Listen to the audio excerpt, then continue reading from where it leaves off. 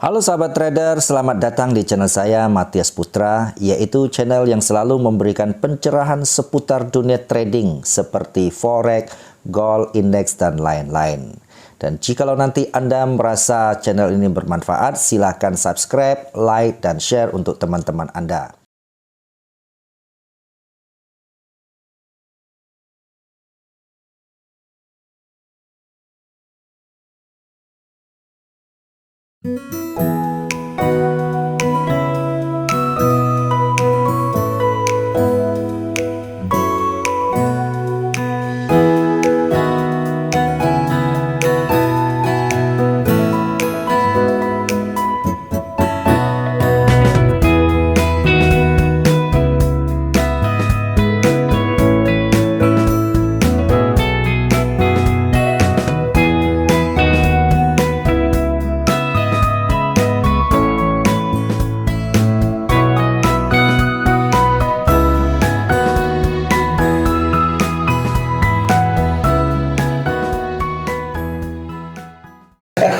Kita langsung buka-bukaan aja Pak. Sebulan Bapak dapat berapa sih Pak dari trading? Nah, kalau masalah itu kan relatif ya. Iya. Yang penting kan sekarang saya bisa hidup dari itu tanpa ada mengharapkan income dari sumber lain gitu aja. Tahun dunia ini. Nah, ya. Kalau bicara latar belakang pendidikan saya sebenarnya hampir nggak ada hubungan. Saya dihukum sebenarnya. Saya ini sebenarnya kan wakil penasihat pialang tuh, ya kan? Nah, jadi saya resmi gitu loh, diakui oleh pemerintah. Aman ya, Pak, ya? Nah, sudah tidak mungkin kalau ini judi saya berani ngomong terang-terang di sini.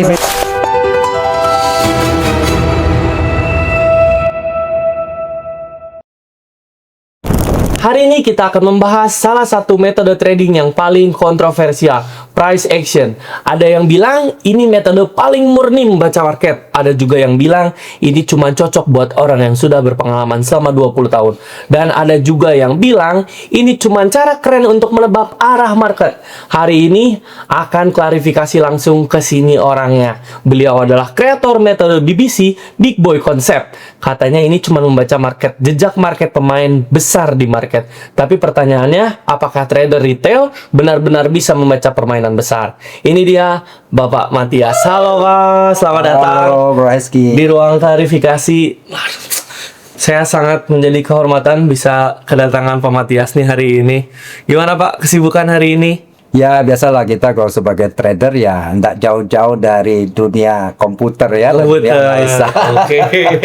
Aduh, Pak Matias ini udah jadi trader for living belum sih? Ya, saya sudah full untuk trading for living itu sama ambil full time itu kurang lebih 10 tahun terakhir ini. Wow, 10 tahun? Ya, Ada bisnis lain nggak Pak?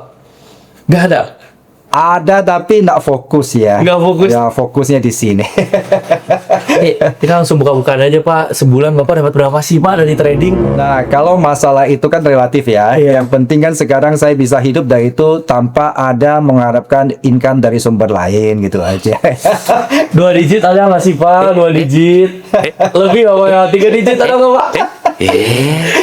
Kalau boleh disipil Pak, nanti kita bip gitu Pak, aman. Ya. Coba Pak, pengen tahu Pak berapa Pak? Sejauh ini kan kita ini kan kadang-kadang kan tidak bisa fix ya. Oke. Tapi setidaknya kita Rata-rata. bicara rata-rata di atas digit Waduh. misalnya, ya kan? Waduh, nanti di bip ya, nanti di bip ya, oke. Digit, wow. Udah enak banget ya Pak ya, trading for living tuh ya. Tapi trading for living itu banyak tercemar nih Pak. Sama orang-orang di luar sana, banyak orang-orang oknum trader yang bikin trader pemula jadi apa ya? Jadi ketakutan, jadi ingin kayanya doang. Menurut Pak Matias gimana tuh ya? Nah, memang ini sering jadi masalah ya, terutama untuk para newbie itu mereka sering kali terima informasi hanya setengah-setengah. Betul. Ya, saya punya prinsip begini.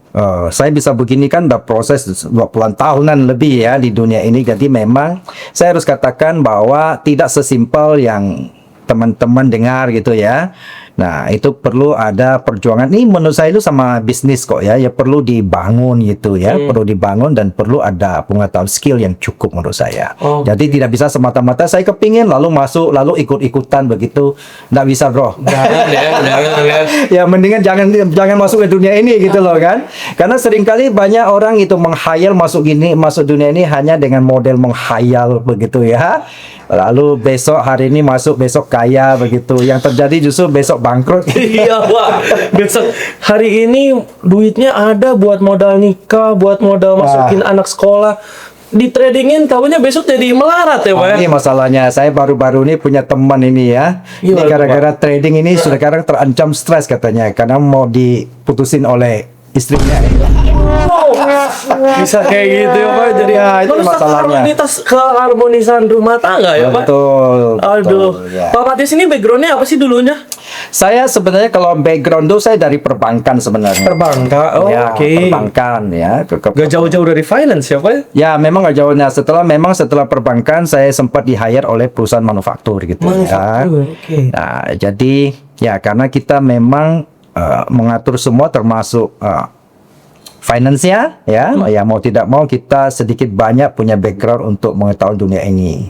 Oh, ya. Kalau bicara latar belakang pendidikan saya sebenarnya hampir nggak ada hubungan, saya dihukum sebenarnya. Bapak dihukum? Ya, saya sempat itu kok.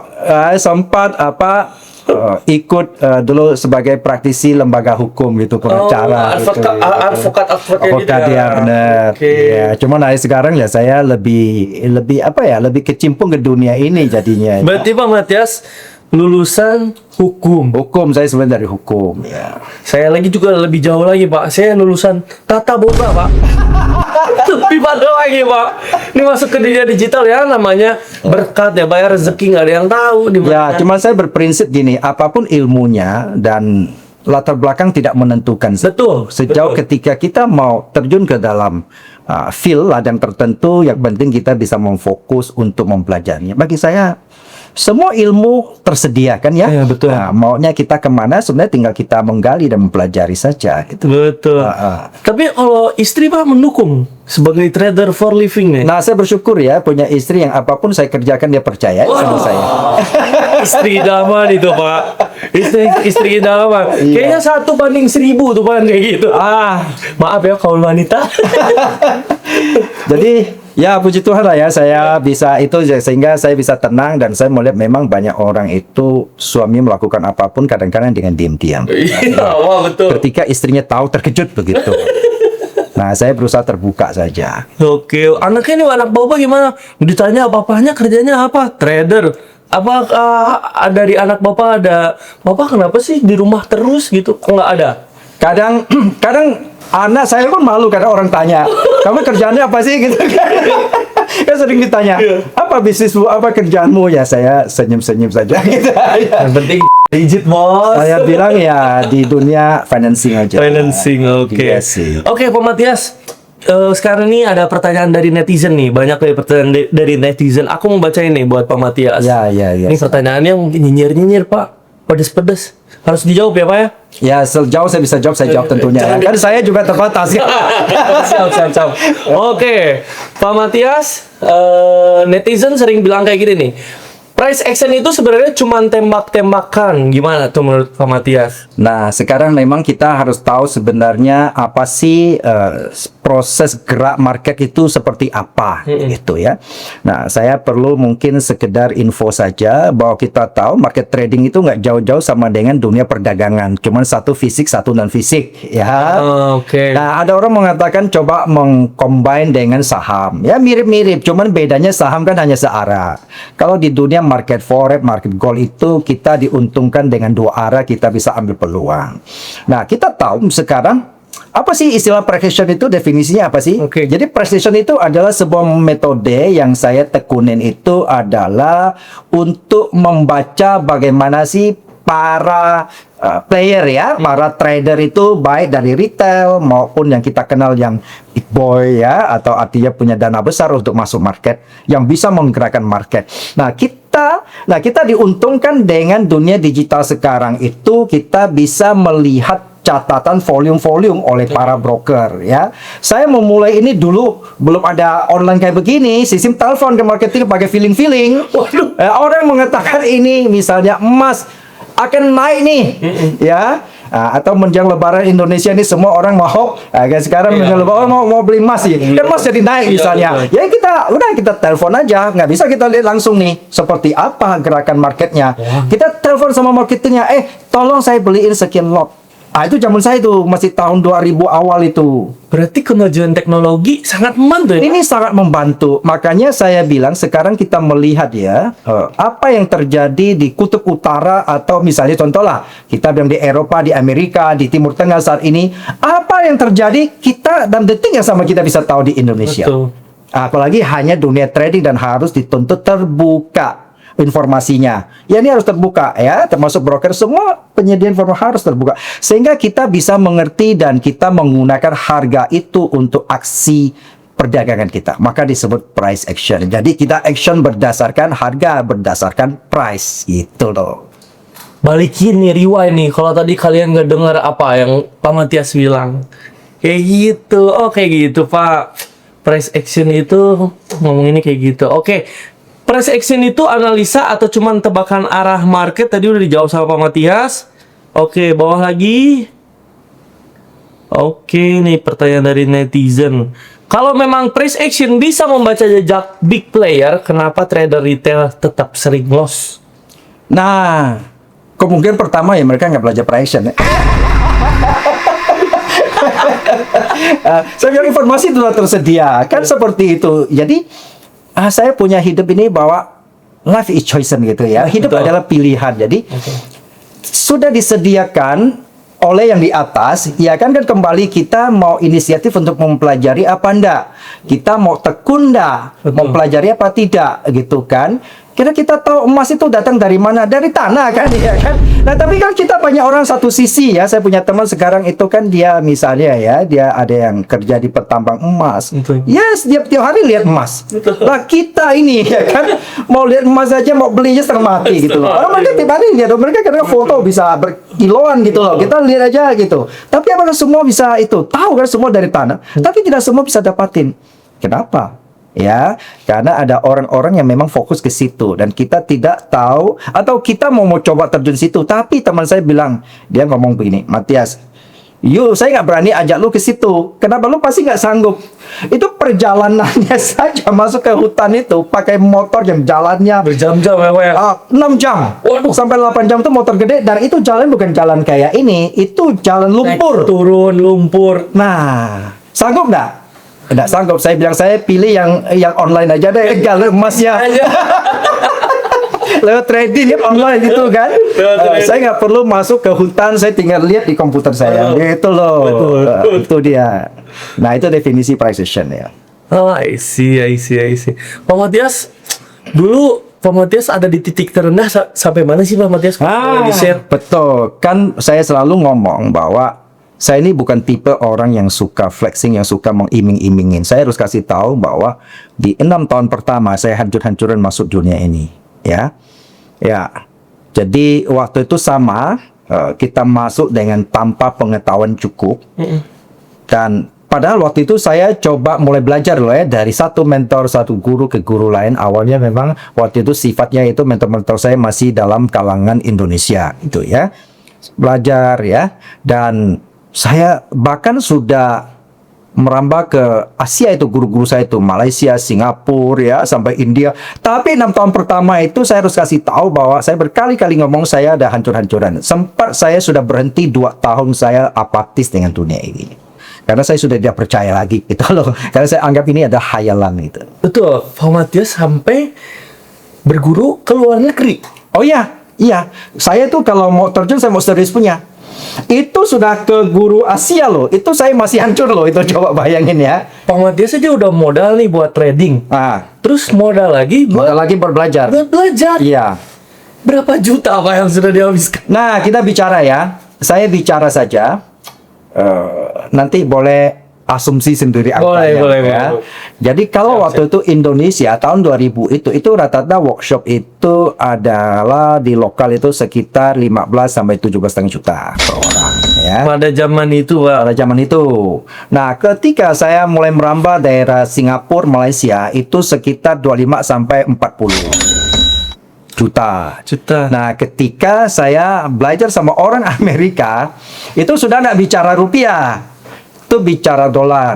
Itu saya waktu itu ikut yang Amerika, itu saya hanya ambil satu saja instrumen, yaitu tentang dunia forex, itu 20.000 US dollar.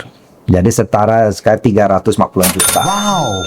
Nah, kalau saya ambil semua waktu itu, dia ada paket semua komplit, termasuk saham, termasuk option Amerika, itu 75.000 setara dengan 1 M. Nah, itu kalau belajar sama orang luar. Jepak kepala ya harganya.